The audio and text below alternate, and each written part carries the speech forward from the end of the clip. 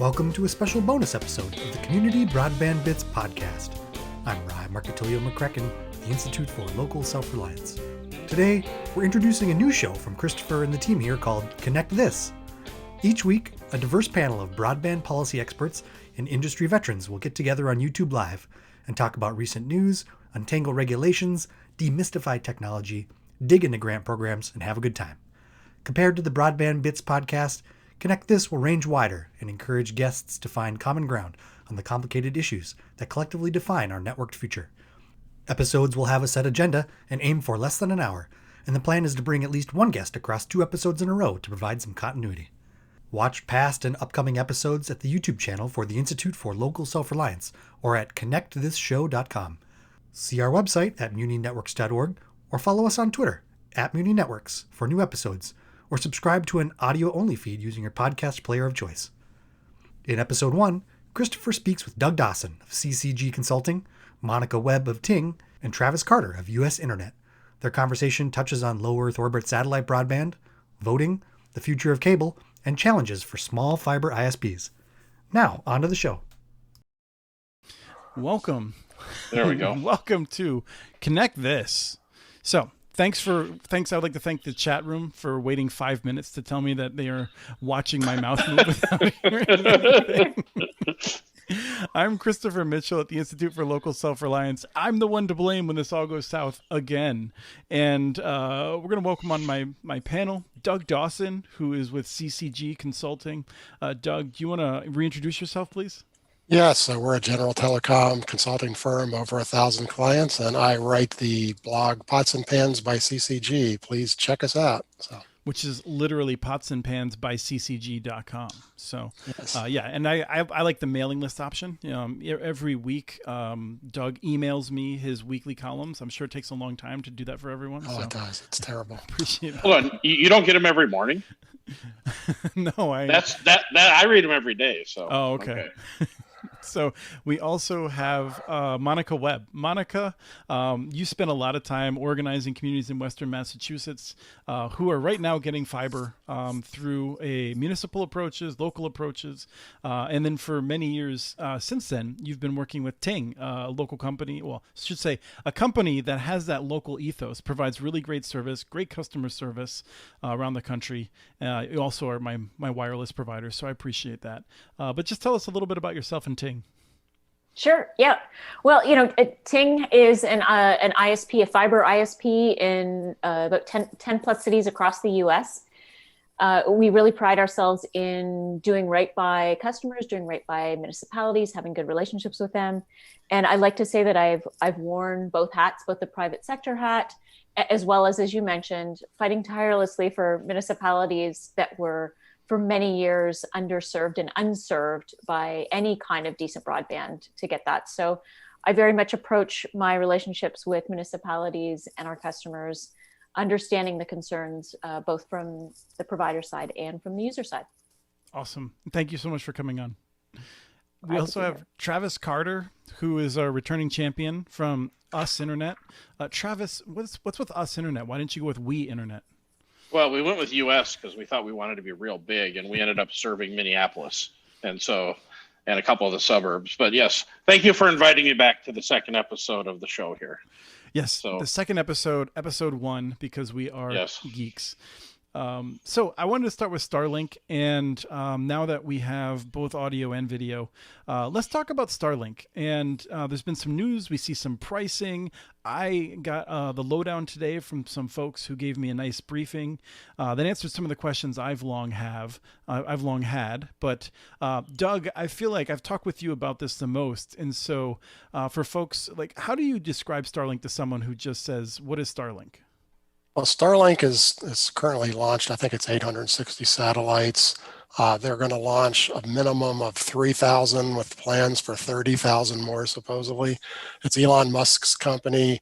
So far, he's raised 3.5 billion. He needs 10 billion more, according to Forbes. So we don't know that he's going to raise his money to build this or not. He's also in a race with Jeff Bezos, who can actually self-fund his network, so he might beat him to the punch.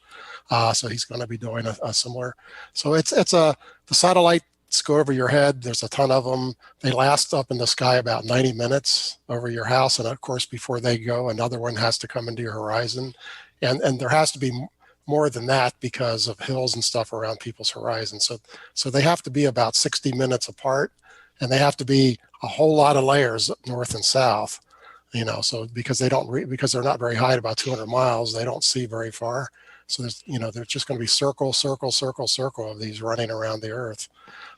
Supposedly they're going to deliver, and I'd like to hear your update today, 50 to 150 megabits in the current configuration for $99 is the price they're talking about. Their biggest limitations are right now they have about 1 million licenses for the US. And of course, there's at least 14 million homes with no broadband. And I don't know that they're going to get too many more licenses. It's a bandwidth issue. And their biggest limitation is the big pipe to bring all that traffic up and down to the Earth at base stations. That's going to be their bottleneck. So. Well, that's a lot. I appreciate that. That's a really good roundup. One of the things I wanted to get from Travis and Monica was a sense of, they say they're not going to be going into cities, but you both are familiar with these different business models and things like that. What are you thinking about Starlink? Are you impressed with what you're seeing, or what are your thoughts on it? Well, what I would say, having lived with one of the other larger satellite providers for many years and trying to work on that, I think it fills a niche for remote areas of, a better service provision.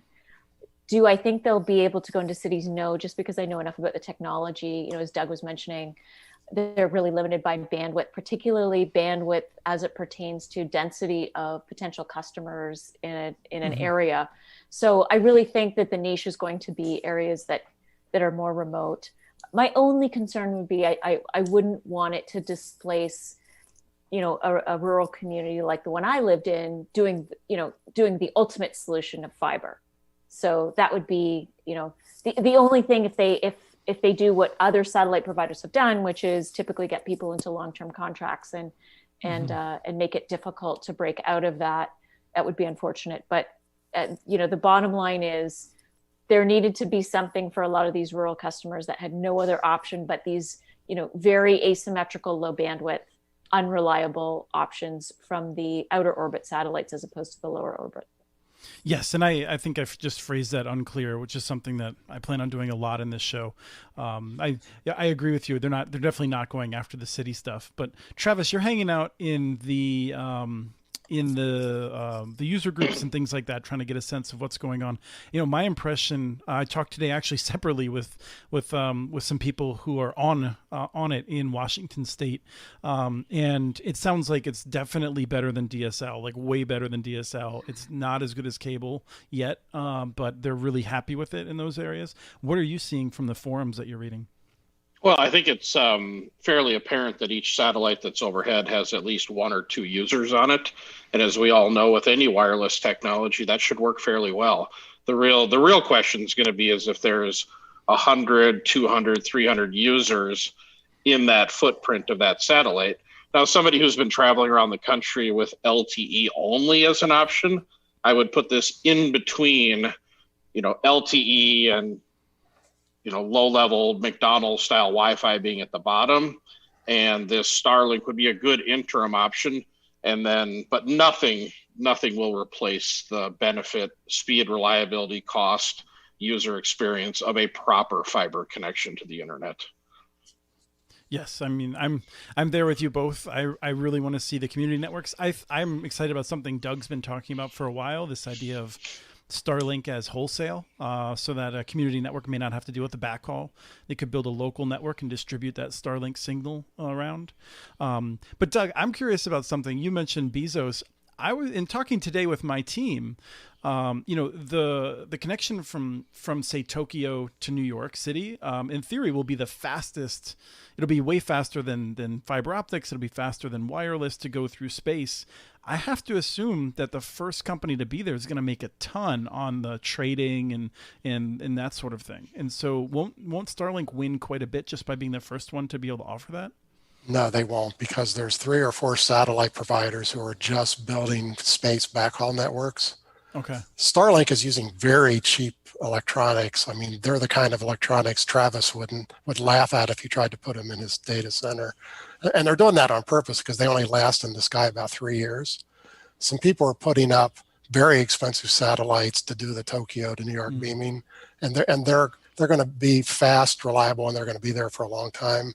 And so they're building the true wholesale networks, and you don't hear much about them because that's all they plan to do. And so those guys are going to get all that business because that will be the difference between a mom and pop ISP and a true big backhaul provider. I mean, they're going to be the level 3 of the sky, basically. So yeah. Okay.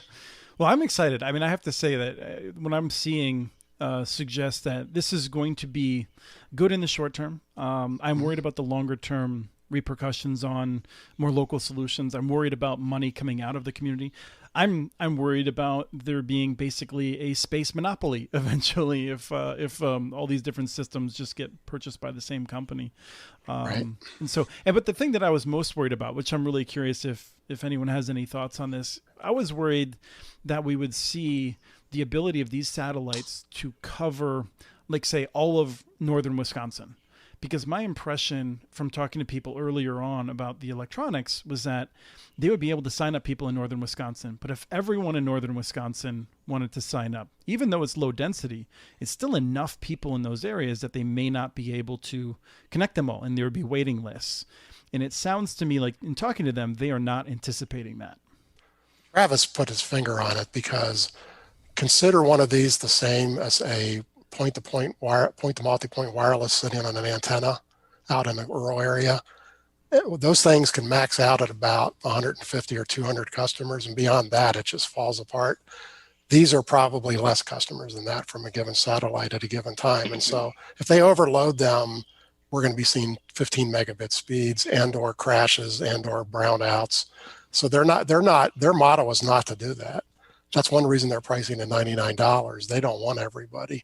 They can't begin to serve everybody, and they're not going to. Now, when he says he's going to launch 30,000 more satellites, maybe he does plan to do that. But when there's 6 of them at the sky at the same time, then he's got something, right? So that's a lot of satellites. It is. They addressed that when I talked to them. They were saying, it's a lot of satellites, but they're pretty small, and there's a lot of space up there. I mean, that's why they use that term for it, I think. Yeah, but how are they planning on getting that bandwidth back down to Earth? That's the problem. It's the backhaul. Freaking lasers. Right. Not down to Earth. No, I know, but I shouldn't say that. No, I mean, I don't know how Ting does, but our metric is 50,000 subscribers is going to run you about 200 gigabits of backhaul traffic. And they can't do that here. So that's the metric. And so if you have 50,000 users in northern Wisconsin and they have 40 megahertz of capacity to bring up and down the signal, right. They're about 190 gigabits short, right, of the backhaul traffic. So but aren't they going to be able to build more of those? I mean, it just seems to me like why? I don't understand the constraint there. Why wouldn't they build more of those? Well, they're going to have to build more Earth stations, but they're expensive, and those Earth stations have to be connected on the ground with fiber. Then, so it's more of a challenge than it sounds like. Mm-hmm. And then they're not. And they may be planning that, but they haven't talked about that. They've really ignored backhaul because they know that's their weak point, and they're just not talking about it. I also want to tell you that it's very possible as we talk negative about them that you're going to get undated by the Elon Musk heads. Yeah. I wrote a blog about them and got 40,000 bad comments in one day. Wow. I cannot stand how people just obsess over this man. I think he's really innovative. I don't understand why people are so cold or so hot on him, and it's beyond me. But I think I want to move on to another technology of the future, and that is cable. So I've been getting these questions and I felt like I want to ask you first, Monica. I got a question from someone which is really good, which is sort of like, what is the future of the cable network? And so I just want to have a sense, Monica, your company, I think is built on the idea that there's going to be a lot of room for improvement, better technology. You're using fiber optics. You're competing against cable companies, in which I'm sure you feel that you have a number of edges. What do you think the future of cable is in terms of at what point will you not be competing against cable anymore? How do you think about that? Well, fundamentally right now we have where we do compete against cable, we have a phenomenally superior product and far better customer experience, from first phone call to service and delivery and support. And so once people are on that product and receive our service, they're really going to be very loyal, because it's going to be a very different experience than what they've had before. We sometimes refer to it as like the PTSD that people have from incumbents. They sort of can't believe initially how great we are, and they're waiting for the other shoe to drop, and it never does. So I would say, right now we don't, they'll go out and say, oh, we can do a gigabit too. They don't say, oh, it's highly asymmetrical, or, it might not actually be quite a gigabit or whatever. But, they're competing right now with us on messaging and on, occasionally on short-term pricing. So that's really, where we have to clarify our offering versus their offering currently. I would say long-term, we believe that long-term, they're going to have to go to fiber, but, they're putting that off as long as they can. So at some point we'll have an equivalent playing field in terms of product, but, we'll already have those customers, and they will have already had a better customer experience with us. And so, we're less concerned about that down the road. And I don't know that they will ever be able to compete on a customer experience playing field. When you're thinking about making plans internally, tell us all your secrets. So Charter just raised rates again today on customers. And is that a bigger deal than the actual technology? Is it their bad customer service and their pricing? Or is the technology even matter, really, what you're competing against? Technology matters to people like us. The early adopters are like, oh yeah, you gotta have fiber. And when you explain to people why it's better, and certainly the pandemic illustrated, we had a lot of people on cable footprints who, came crying to us like, please, we can't operate effectively. We can't manage the city from our homes. We can't manage my business from the homes. And that was cable. As much as cable liked to say, oh, we were okay in the pandemic. That's not what we heard. But, we've literally had community meetings where we go into a new town and we say, we're going to have a meeting and talk about who Ting is and, why fiber is different. And people have stood up and said, I don't even care about the product. I just can't wait to get away from insert incumbent name. And the entire audience there of 75 people has gotten up and cheered. So, the incumbents, it's whether it's, raising rates without, for no justification, and without telling people, whether it's, invisible contract rollovers, whether it's just generally being unhelpful and unsupportive. There are a myriad of reasons of why people don't like the incumbents.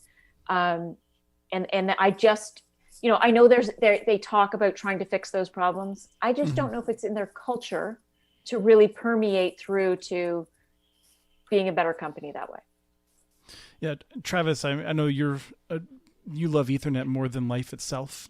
So questions about DOCSIS. I don't want to get you up too upset talking about other technologies. But what are your thoughts in terms of this? You compete against Comcast. Comcast is one of the most aggressive in the cable upgrades. Well, I think the reality that is moving forward is cable will be the dominant technology wherever fiber is not. So if you look at it as across the country, companies like Ting and us and other smaller providers can go in and clean up. But if you take markets where there is no third option, with effectively DSL dead at this point, it's going to be predominantly cable. People will always try to glom on to the new hot buzzword. For a while, we heard about 5G forever. Now we're going to hear about Starlink for the next year. Oh, then 5G's not gone. Don't get your hopes up. Then they're going to throw out some 6G. Then we'll make it a 7G. But wherever fiber is, it will. At least in my opinion, especially what people I don't think appreciate at this point is the marrying of fiber with Wi-Fi 6E, which is 1,000 megahertz channels. with the FCC opened up in the 6 gigahertz band. It's going to, this time next year, it's going to revolutionize those gigabit connections. Multi-gig is coming out, 2.5 gig to the home. Wait, so let me just push anyways, you on that. So yeah, go ahead. So, I mean, DOCSIS 4, DOCSIS symmetrical, DOCSIS full duplex, I think these things are all the same thing.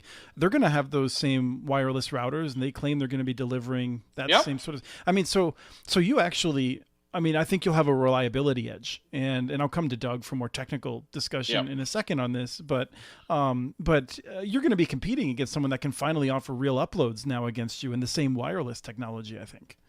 Well, I don't know. I mean, the reality is the way that, I think Monica said it best is, it's at the end of the day, if you're not the incumbent CLEC or you're not the incumbent cable company, you get 35% of the market just by knocking on people's doors. People are tired of playing the pricing game and I forget what you call it, the invisible rate increase. That's a fabulous term, and that's literally what it is. So all you have to do is be an alternate fiber or provider, walk down the street, and you can get a third of the market instantly. Well, we're going to be talking about that in a couple minutes, because that's sort of that's why we brought this team together to talk about it. So Doug, what are your thoughts on this discussion so far? Well, let's not get too carried away about the cable companies getting better. So DOCSIS 4 was just announced 3 weeks ago. It's probably going to be 2.5 years before we see any of the gear from that. All the CTOs of all the cable companies have been interviewed. They don't see it working into their networks probably for a decade. Really? And so they're not going to be rushing to do the upgrades. And so, because they're expensive, they just finished their upgrade to 3.1. These cable companies of the whole industry are the most bottom line driven, quarterly earnings companies in the industry, and they are simply not going to spend capital until they're starting to lose market share. And Travis already said it, in 90% of the markets, they're going to be the only player. They're going to continue to grow at torrid paces as DSL dies. And so they're simply not all that worried about fiber at this point. So we're not going to see, today the upload speeds are their big downfall. And that's what people hate about this working from home during COVID. Currently most of the cable networks in the country use from 5 to 42 megahertz on the beginning of their spectrum band. That's the crap that used to be channels 2 through 5 in the old days of antennas. And if you remember, if you had channel 3 or 4 on your TV and your mom ran the microwave, you lost the picture. Well, that's exactly what happens with their upload. They've used the worst piece of spectrum in their system to do the upload because no one cared about upload. Well, they can't move it. That's hardwired into DOCSIS 3.0. And so their only choices there are 2 higher bands that they could upgrade to. Those are very expensive. When just to upgrade their systems, they have to go out in the field and tear out all the power taps. And a lot of cases, they have to actually replace coax cable. I don't think they're going to make any changes. We do surveys and we do all around and speed tests all around the country. I just finished today looking at a market where there was no cable customer in this particular town, a pretty nice sized town, who had an upload speed over 10 megabits per second. They have simply ignored the upload, and they don't have an easy way to fix it. And I think they're just hoping that, honestly, I believe they're hoping that COVID blows over and everybody goes back to the office, and they're going to be very upset when they don't. I just saw a survey the other day that 23 million people are planning to move in the next year. In the US, 56% of them plan to work at home. People are not going back to the office. So they've got a permanent problem. So I think you keep track of these numbers. So tell me if I'm wrong, but I feel like a recent Wall Street analysis that I saw suggested that more than 20% of the U.S., I think, has fiber from one of the big telcos, more or less. In that over the next 10 years, it's expected that could get to 40%. They're not expecting a lot of other investment. So in a lot of places, cable will be the only option. And even in areas in which we're getting that big telco fiber, they're freezing at not freezing, but they're just stalling at a 40% take rate. Well, the Wall Street analysts who hire me don't make those stupid claims. I do work for some. The fact is, Verizon Fios has been around forever. That's the vast majority of those passings. AT&T already built their 12 million passings. CenturyLink is building, 1 or 200,000 a year. How do you get from 20% to 40%? Who's that company who's building that fiber? you're looking at two of them on the screen here. Well, they're not building 20% of the market unless Travis makes a whole lot more money than I thought he's making.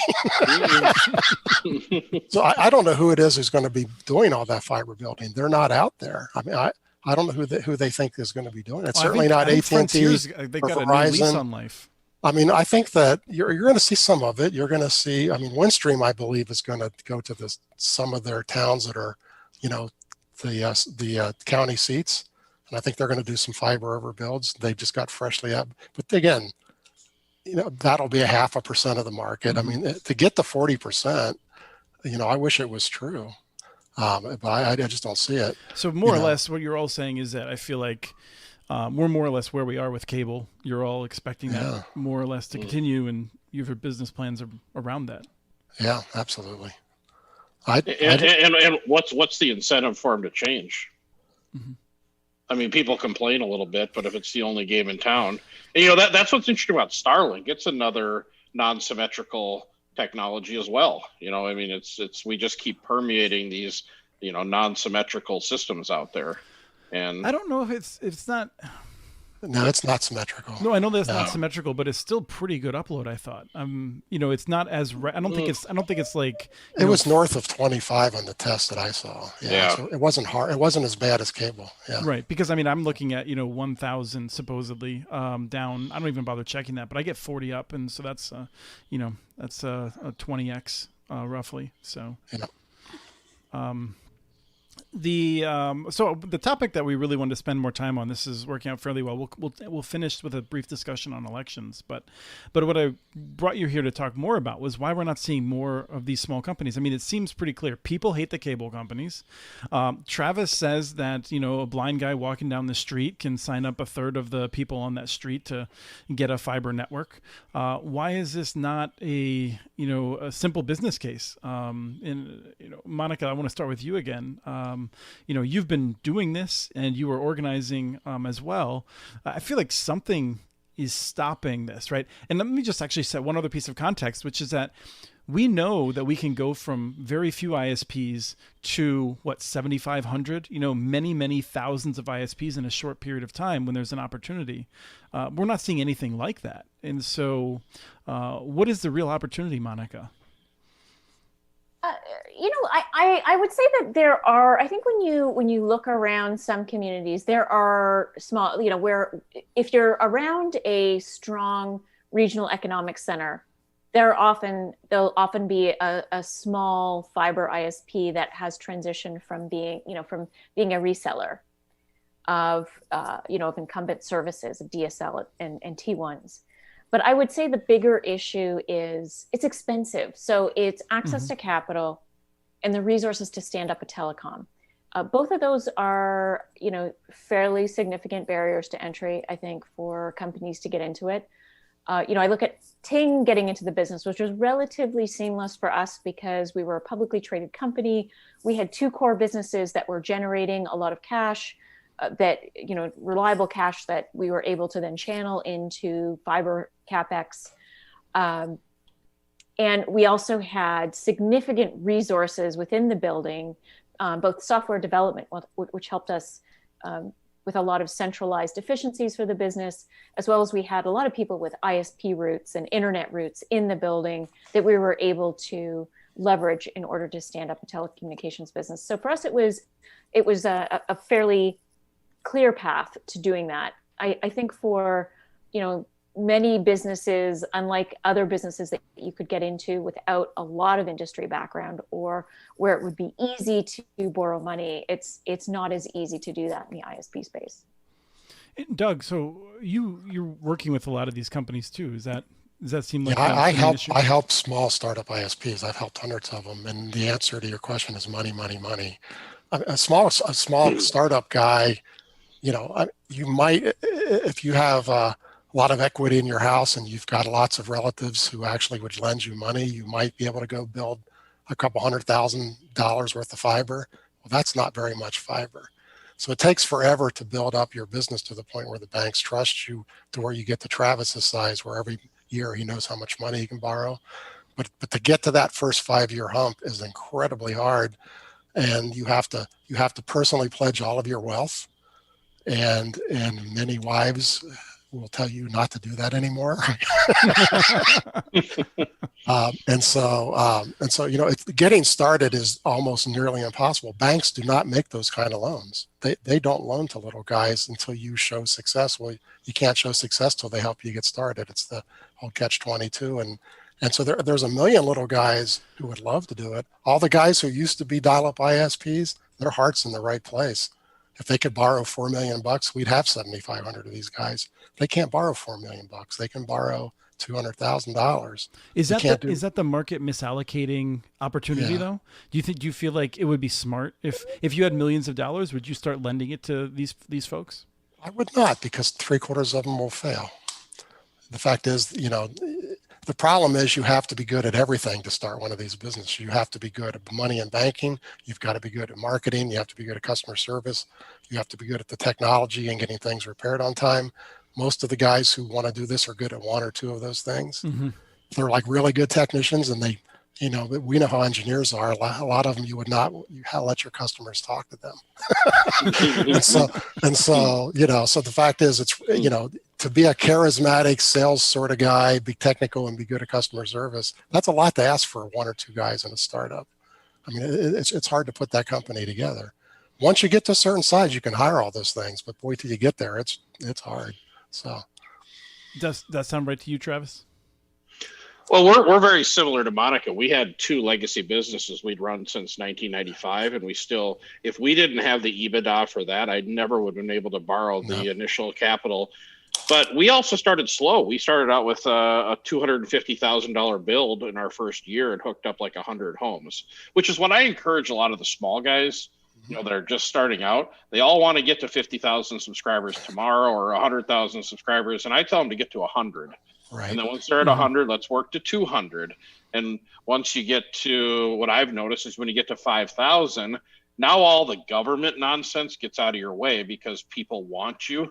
And then you just keep building. But, your average person isn't going to sit there and say, well, I want to spend 15 years until we can get to really, kind of cooking with gas. But it's what it takes. And so what we've been trying to do is we've been looking at a few pilot projects where we find, young, energetic people that have some skills and try to give them some of the seed capital to get their communities started and, get them going, plant the seed and hopefully assist them along where maybe only, half of them fail, but at least we're attempting it. And there is one other issue. If you get to a certain size, you get gobbled up and purchased, and there's nothing wrong with that. We just saw it happen in Detroit, but the guys purchasing you don't have the same image. They don't have the same vision. And so they're no longer planning to build to every residence in Detroit anymore. That vision completely died. They got bought by a company who wants to serve businesses. Was that Rocket Fiber? I don't even know who you're talking about. Yes, Rocket Fiber. They were purchased, and the guys who purchased them are a business ISP. It killed the vision. It's really hard to say no when someone comes and offers you a big check after you've had a company where for the first 4 years you didn't take a paycheck. That's the problem of the starting out with 100 customers. The first 3 years, the guy doesn't take a penny. Most families aren't really appreciative of that. And I always thought WISPs would be the best group to go after if you could capitalize them correctly, because they've got an area, they've got some customers, but they're terrified, most of them, of moving to fiber. And I have yet to figure out why. And they have that secret. They have some capital coming in. They have cash flow. Yep. That's a model I like, but it's hard to talk one of them into it. There are some of them doing it, but yeah. Well, they're just an interesting group because they're more worried about what type of resistor is on the motherboard than they are worried about the capital. Yeah. These guys are crazy. I'm like, why do you care? I had a guy one time who didn't like switches, so he was going to write his own switch. Like, it's already been done, right? Move on, right? Yeah, they just don't get it, right? Right. But one of the things that we haven't talked about, so there's been several limitations that have been brought up, and I feel like none of these things come up when you hear policy people talking about it. I think, Monica, is that your sense? Because you work in the policy world too. The focus is always on local government restrictions, or I often think that part of the challenge of that success rate maybe is through a lack of enforcement of predatory pricing, because it's so hard to get the customers when you have Comcast or Charter willing to just offer deep discounts. Are those issues the local? I know that you have problems with rights of way, Monica, because you tell me secretly. So, a couple issues here. But the one thing I want to go back to is what Doug said about, the vision changing when Rocket Fiber sold in Detroit, and suddenly it's back to a business ISP. And this is something that, you go back to universal service or cable franchise agreements, as onerous as they are, and I've negotiated a few. Both of those things did an important thing, which is they ensured that everybody within a designated service area got service. Mm-hmm. And what I'm seeing with some of the incumbents who are building fiber is they'll say, okay, we're going to cherry pick only greenfield in this community. Mm-hmm. And then we're going to cherry pick only, those that run along where our backhaul is located, or the affluent neighborhoods, or, you name it. We're going to cherry pick neighborhoods in a community. So let's say we end up serving anywhere between 35 to 55% of the community. Well, suddenly the people that are left behind, it's a very distressed business model for someone else to come in and serve a patchwork of areas that don't have service. And so I think, that's the one area that I think needs to be improved by local governments, is ensuring that when fiber providers come in, that, if an area already, let's just say one neighborhood had service, fine, you don't have to serve that area. But the goal should be to get the first fiber provider that comes in to build a city from a residential standpoint to build to everyone. I know that there are going to be a lot of nuances in the execution of that, but I think that's important. With respect to the right of way. So if I could just, I value that, and I just want to make clear, because it's interesting. Travis also has that vision, but cities don't have any ability to compel that. And so I just want to make sure people have a sense that this is where it gets down to my perspective from the Institute for Local Self-Reliance. We want to have the right entities building these networks, because they are more likely to make that decision in a way that is going to be good for the community than what's going to be best for the bottom line. And we got turned down for a cable TV franchise application by the city of Minneapolis, and we fought hard for it, and we couldn't get one because it was kind of a chicken and egg thing. Is your network built? No. Well, then you can't have it. Well, you have to 100% build your network to get it. It's like, well, okay, that's going to take 10 years. But you let CenturyLink have one. Yeah, but they have the wherewithal to indemnify us in court, and you potentially don't. So therefore, we're going to give CenturyLink a cable franchise agreement, and we're going to not give you one. Well, the dirty little secret is, thank God they didn't, because who the hell wants to do linear television anymore across your network? So even though it's our plan to build out the entire network, some of the areas that are challenging on the ROI, we will have to build them slower. We're going to have to just take a 5-year window and pick off 1/5 every year to build it. Otherwise, I simply can't make the debt work. Right. No, I think those are good and points. We don't qualify for any of the government. What's the technical term? The handouts, the grants, I believe that's handouts is good. Yeah. We don't qualify for the government handouts, so therefore, it's on our own to do it. I would like to see you carry a check from the federal government into the bank that you use, Travis, and try to deposit a $5 billion check. I'd like to see the forms. I admire Monica for navigating through all the quagmire of that kind of stuff. The 7,000 form document you have to fill out to get your first dollar. No thanks. But Monica, I think you were going to come back to other challenges, and I wanted to run down that quick because I think people have a lot of questions about some of these with where the law is. So anyway. Yeah, and that's an area that, I think it needs some work. It needs a lot of work. And as I said, it's nuanced, because if we come into a community and AT&T's already built out a neighborhood with fiber, it's going to be difficult for us to justify building that neighborhood. But AT&T should have just built the whole community, or not at all. Said, and I see these incumbents going into communities and taking a footprint, 25 to 50%, and then moving on to the next community and doing this regularly with fiber. Mm-hmm. So the other thing is right-of-way access. And I think what I would say here is a lot of the local ordinances and regulations were written at a time when there wasn't a lot in the right-of-way, be it the aerial right-of-way, the underground right-of-way. Today, poles are overcrowded to the point of, you have to replace most poles to get access in many, dense urban areas. Right-of-ways are very crowded and very expensive to access. And so if you want a fiber build out, there needs to be, we need to rethink how we're able to access the right-of-way, how we can make it more accessible for people putting in fiber. There are all sorts of rules, some of which are archaic and don't make sense, about where you can and can't go. And we find that utilities are more in conflict. There needs to be more preemptive regulation around, is there a model that you like? Maintenance of poles and things like that. Yeah, I mean, do you have any suggestions? Is there some place that got it right? Well, I think that newer communities are getting it right. Although what I do see with them is sometimes they're trying to compress the width of the right of way, and I think that you need as much right of way, just not for today, but think about it for decades to come. So we see it's an easier thing for us to do in newer communities, but that's partly because everything's new and things have been done efficiently. Mm-hmm. AT&T hasn't taken up 4 different spots in the right of way. Yeah. I don't know if that really happens. I'm just guessing.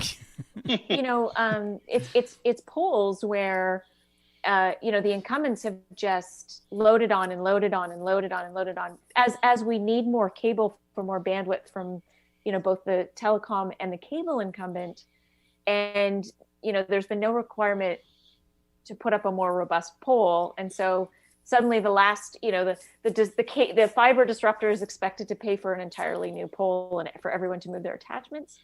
That's not really feasible. Doug, I've looked at communities where the make ready is half the cost of the aerial build. I mean, some cities, the poles are so miserable that stops you. It's at that point, it's usually cheaper to bury. So, okay. So it seems to me I've very slyly, this is just masterful on my part, I've navigated us to the point where the obvious solution would be a common fiber fabric touching everyone that is open to multiple competitors, or a conduit approach like West Des Moines is using. What are the gotchas here, aside from let's just pretend that local leaders want to actually put in the money to do it? So I thought you'd be the first to make an argument based on physical stuff, Travis. No, I want to ask Monica. Take West Des Moines. So it's this fancy open conduit system that we can all use, but Google's the first one to come in there. I love this. Are you guys going to go in there? I'm not. Hell no. Not in 1,000 years. So really, it's a shared conduit system with one provider, at least. Okay, so I was curious what Monica's perception was of that. No, but let me ask you this. I mean, let's just say, let's say that in 10 years, Google is miserable and people hate it as much as they hate Charter Spectrum or AT&T today. Would you go in then? Yeah, I think you would. Let's give them some time. But I mean, 10. but what kind? Who's going to build their business on? Maybe in 10 years something's going to happen. I would. I'm just saying, I don't think it is as much a shared network as maybe you do. Because when you put a big, what do they call 10,000-pound gorilla in there to begin with, none of us little guys are going to roll in after it. No, I'll take that point. I think that's a good point. Yeah. Yeah, that was my observation of too. I don't see that business plan working. I'll be pleasantly surprised if it does. Well, in the meantime, let's be clear. What it will do, and tell me if I'm wrong on this. What it will do is it will bring in one new provider named Google to compete everywhere. It will leverage. It'll basically get rid of a bunch of headaches in rights of way in other places where, whether it's Verizon or T-Mobile or whoever building small cells will be able to use that conduit and probably will and save money. One of the things I'd be excited about would be that now that you have the conduit there, you have a health provider that wants to start doing some interesting pilot projects. It's suddenly affordable. I think the city wants to do a lifeline type approach. Now they have an option for doing that at a fairly low cost. Am I just way too my imaginary land?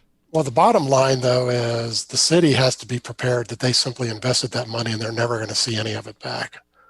because the West Des Moines business plan probably showed they needed 6 or 7 providers in there to get their money back, and they're not going to get them. So as long as the community is willing to make that investment in the fiber and just call it infrastructure like streets, then all those benefits you said are there. In the long run, all those little niche plays will show up. I don't think you'll get a second citywide ISP, as Travis says, but I think you'll get all those little niche players over time. And so but that's still not the kind of competition they envision, though. They envision head-to-head fork fiber guys, and that's just never going to happen. So. And you got Verizon, AT&T. They build their own networks, so they'll just build right over the top of, just like they did here. I mean, there's plenty of conduit they could have leased, and they ran their own because that's their model. They want to control their network. Yeah. Because remember, T-Mobile has been riding on Zayo for years, and they're getting out of it. Right. Yeah, they're not looking to share with somebody else. I mean, I'll just say that I've seen a lot of companies doing this in Lincoln, where they seem to be using that. I think it's harder in a place like Minneapolis, where you have conduit in 10% of the city, versus if you have conduit everywhere, it might be easier to sign a master agreement because you don't want to be doing half and half. I'm guessing, right? I mean, that's the danger zone. Yeah, and I don't necessarily want to throw shade on the West Des Moines model, but I do want to go back to Doug's point about managing expectations with local governments. We do run into local governments that have been, told, cost recovery will happen.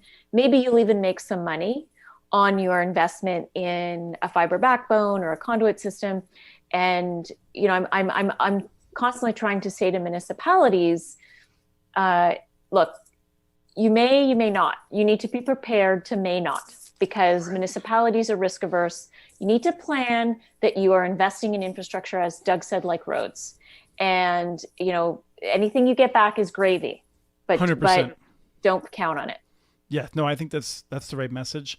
There's a discussion in the chat about people like Layer Zero. Question of Stockholm, what did they get right? If I had to guess, and you can react to this, it's the difference between the gorilla or not. I mean, you're not saying just any old fiber ISP. You're saying if it's a massive ISP, why would you go to West Des Moines? But if Travis launched in West Des Moines and he was the anchor tenant, would another ISP feel confident going in there? Yeah, because I don't control YouTube TV, all these services that we rely on, and we rely on peering arrangements and caching servers and all these things from Google. You don't want to compete with your content.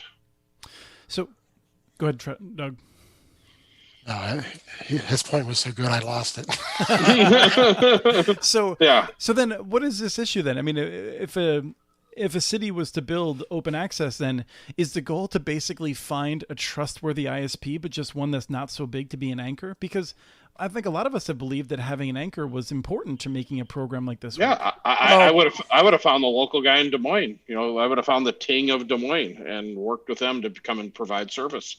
And there are some good local ISPs. I've been very surprised by that myself. We can't compare to Europe.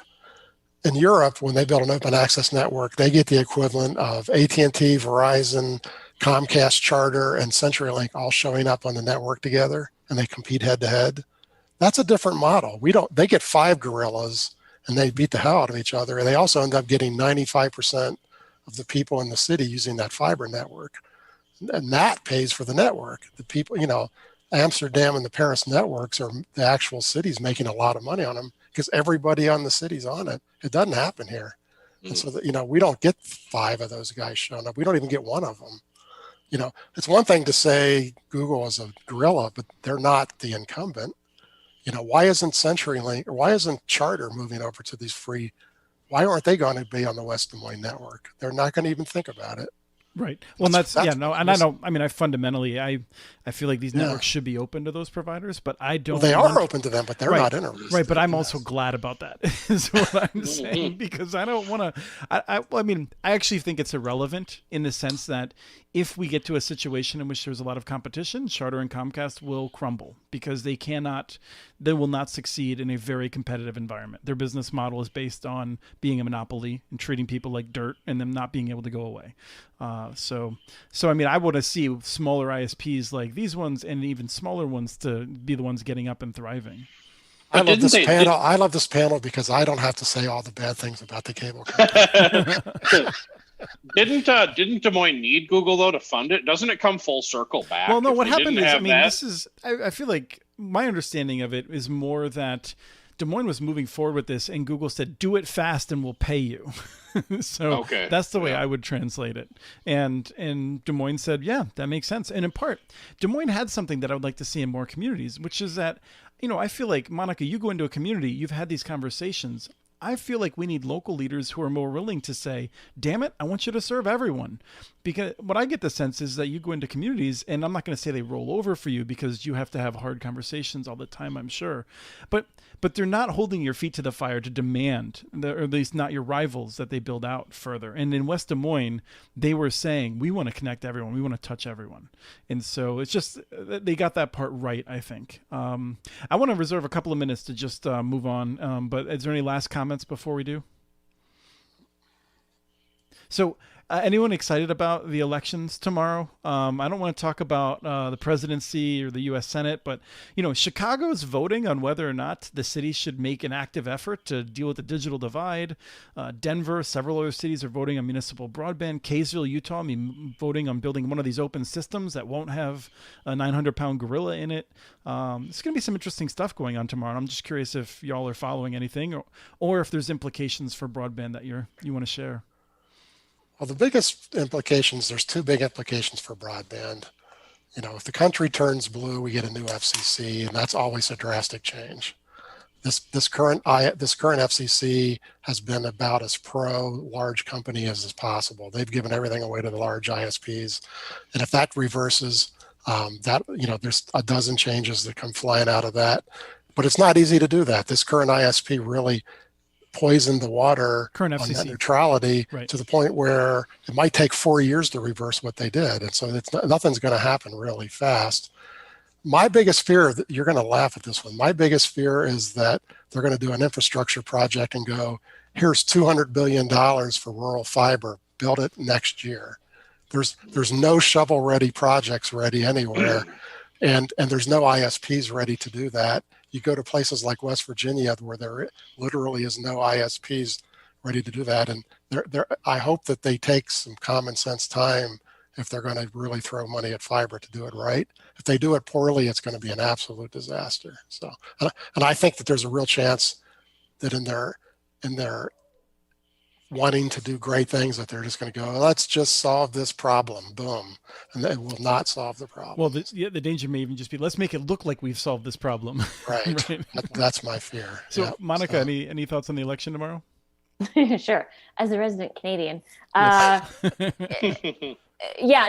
think I would echo Doug's thoughts, and that's what we saw with the CARES Act funding, right? Which is great intentions, but broadband projects customers had to be lit by the end of this year, which is, for a governmental entity to turn around funding and a project that quickly is very, very difficult. So I agree. I hope that if there is funding, if you do end up with a Democratic administration and there is funding put towards it, that happens. I am hopeful regardless, though, of the you're the one.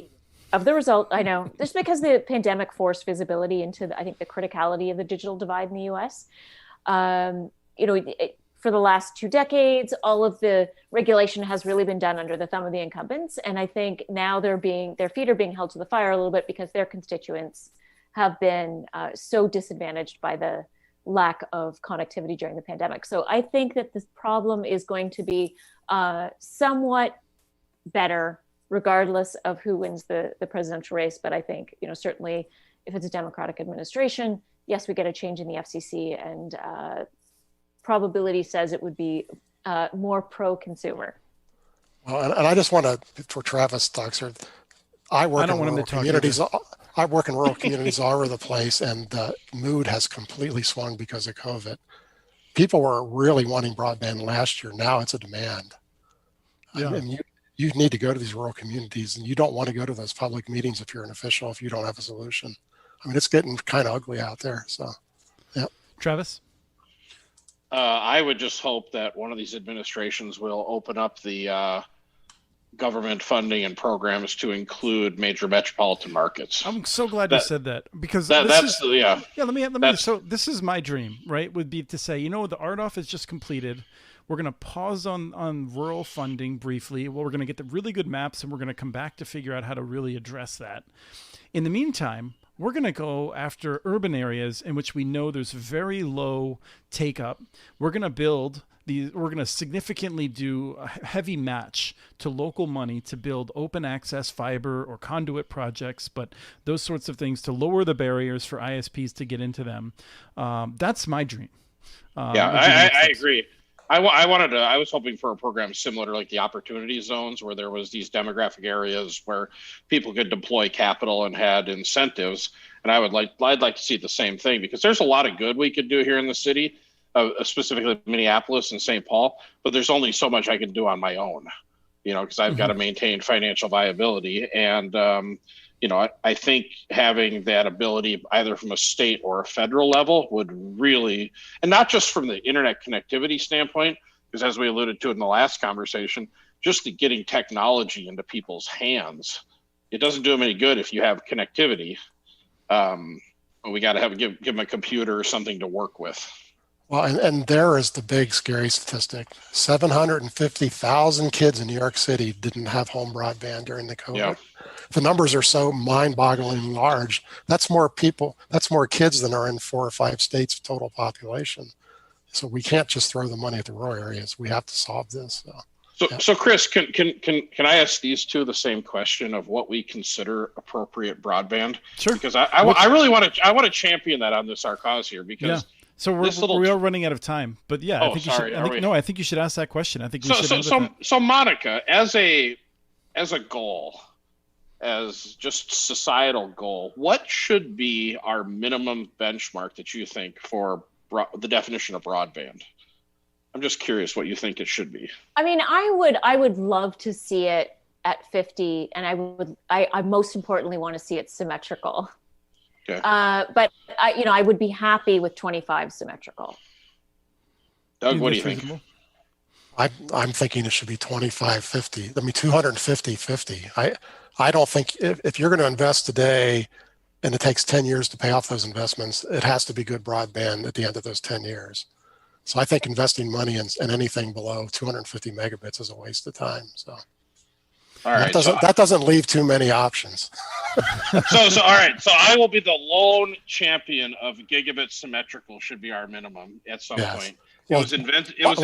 My goal is the same thing, because you can't beat my goal without fiber. So. Well, right. I look at this. This technology was invented in June 1998, right? And here we are, only 20 years, 22 years later, and we're still talking about 25, 50, 100, whatever the case may be. I feel like we're building dirt roads when we should be building highways. Yes. The other piece of it, I feel like as a more fiscally conservative than anyone thinks about me, I just hate the idea of building stuff and then having to subsidize those same households again. Build it over.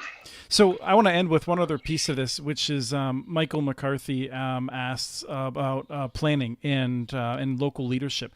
This is, to me, I think money is a huge issue, but from my perspective of wanting communities to be more involved in this and to drive some of this, I'm disappointed in the lack of leadership. I'd really like to see small amounts of money go to matching grants for planning purposes, getting local plans together. North Carolina's doing that well with the band grants, Doug. And I just want to get a quick sense from Doug and Monica in particular. Is there an important role for state or federal money to just force local planning on this? Yeah, I call that developmental capital. The feasibility study, the engineering, the business planning. Somebody's got to pay for that up front. But actually, and I think that states and training of officials. It's more than just the feasibility study. That's the part, I think states need to fill that role, because you can't get it with private money. Nobody fills that role on the private side. So it has to be either a nonprofit, like Blandon's doing in Minnesota, or it's got to be the government. There's really only 2 places to get it. So, Monica? I think I have a slightly colored view because of my experience in Massachusetts, where the state government just couldn't get out of the way of the local communities trying to do things properly. But you won. Let's just be clear. The state messed it up, but they came back and got it. They got it okay. They got it okay. They still made it highly inefficient. Like every single town had to do it on their own, which it's sort of opposite to this business principle called scale.